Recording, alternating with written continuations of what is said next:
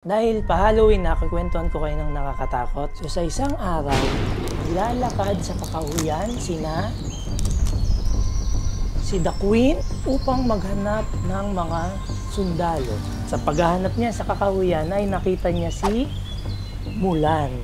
Sabi niya, "Mulan, what are you doing here? I'm looking for my soldier. Did the soldier hit you?" Sabi ni Mulan, "Yes, the Queen." Sabi ni Queen, "Why you're here?" Sabi ni Mulan, "Because I'm looking for Donald Duck. Because she's sleepwalking. And she bring my pillow. I can't sleep without my pillow." Sabi ni The Queen, "Okay, I'll help you find Donald Duck." Tumalis na si The Queen. At kanya, may bumomba sa kanya bigla at nakaiwas siya. At pagtingin niya sa likod, mayroong tinamaan. Alam niyo kung sino yung tinamaan ng kanon? Walang iba, kundi si Luisa Madrigal. Pero dahil alam natin she is strong, nakuha niya yung kanon at binato niya ulit. At bumagsak kay Cruella de Vil.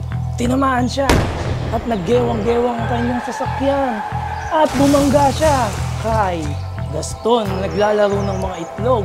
At nasira ang kanyang pagpe-perform at siya'y nagalit. Tinanong niya kung sino yun. Pagtingin niya sa labas, nakita niya ang Magic Mirror.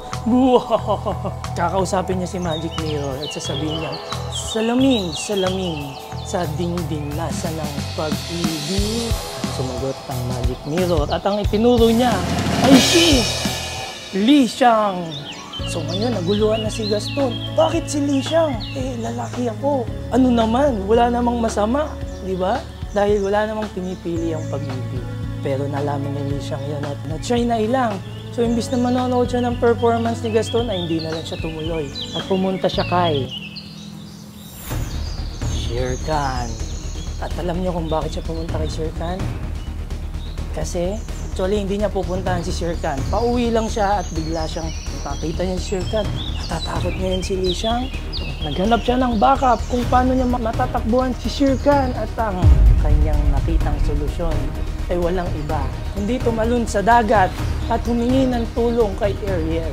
Ngayon pagtalon niya ay nakita niya si Ariel at sabi niya, "Okay, sige."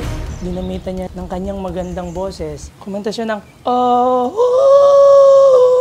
At natakot si Shere Khan at tumakbo. Tumingin siya kay Li Xiang at sinabi niya, "Huwag ka na mag-alala."